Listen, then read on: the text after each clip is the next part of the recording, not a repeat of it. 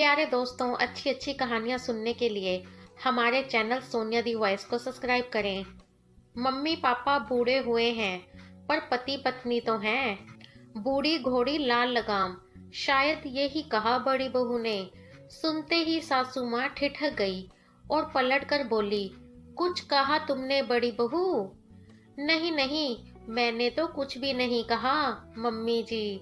हाँ हाँ, सच में, छोटी बहू ने झिझकते हुए कहा। अच्छा है कि तुमने कुछ नहीं कहा, अगर कहा होता तो शायद जवाब भी मिल जाता। बड़ी बहू नजरें नीचे कर खड़ी हो गई और सासू माँ उसे घूरती हुई वहां से निकल गई। सासू माँ के जाते ही बड़ी बहू ने बड़बड़ाना शुरू कर दिया। क्या गलत कहती हूँ मैं? मुझे तो रोक लेंगी, पर बाहर और भी तो लोग हैं जो बातें करते हैं। उनका क्या? उनकी जुबान पकड़ो तो मानूंगी।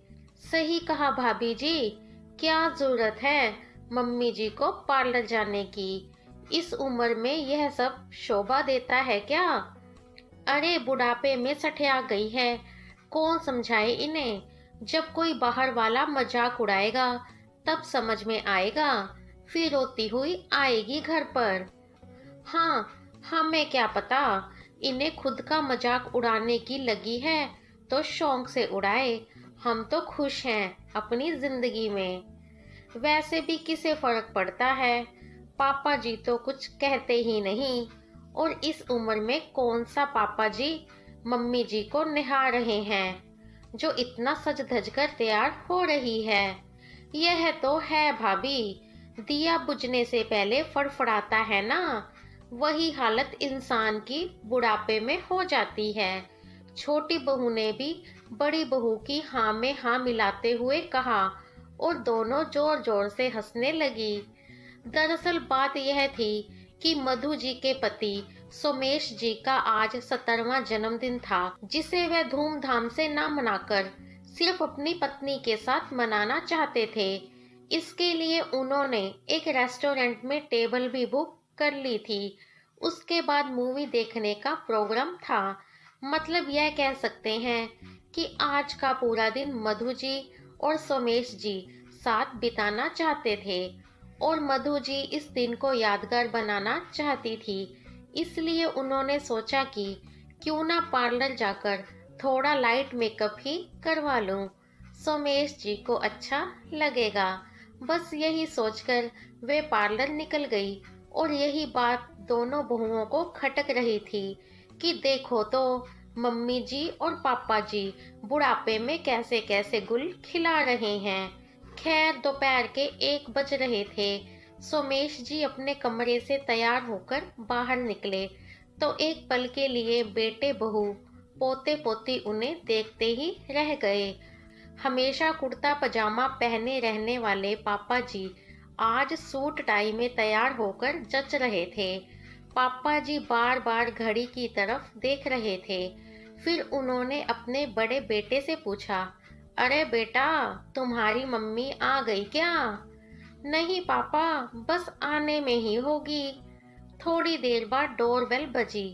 बड़ी बहू ने जाकर दरवाजा खोला तो मम्मी जी को देखकर एकटक निहारती ही रह गई। हरी बंधेज की साड़ी, उस पर मैचिंग ब्लाउज, साथ ही बालों का सुंदर सा जूड़ा बना रखा था और हल्का सा मेकअप। आज वाकई मम्मी जी कहर ढा रही थी।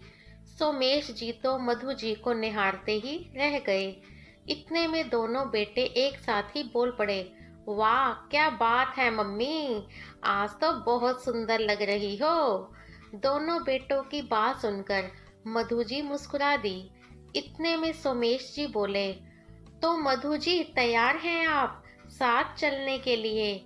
जी हजूर, कहकर दोनों पति पत्नी वहां से निकल गए। उनके जाते ही दोनों बहुओं ने फिर से बड़बड़ाना शुरू कर दिया।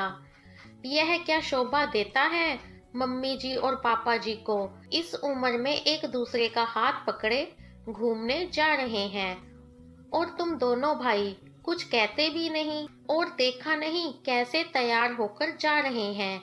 इनके पोते पोतियों की शादी की उम्र होने को आई है और इन्हें देखो, कल को यह सब सिखाएंगे अपने पोता बहुओं को। कम से कम पूछ तो लेना चाहिए था हमसे। क्यों, इसमें गलत क्या है? मम्मी और पापा दोनों पति पत्नी हैं। एक दूसरे के साथ समय बिताना उनका हक है। इसके लिए भला किसी की इजाजत की क्या जरूरत है? और रही बात उम्र की, तो उम्र का क्या है? वह तो सिर्फ एक अंक है। उम्र के साथ क्या भावनाएं बदल जाती हैं?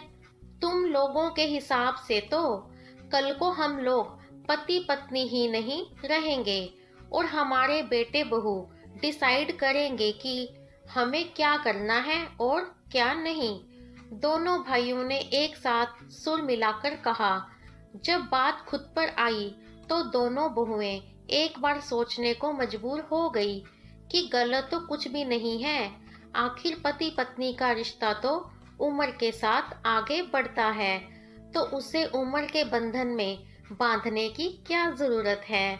दोस्तों, कैसी लगी आज की कहानी? हमें कमेंट में जरूर बताएं। कहानी को लाइक, शेयर और चैनल को सब्सक्राइब करना बिल्कुल भी ना भूलें। मिलूंगी नई कहानी के साथ। Bye bye.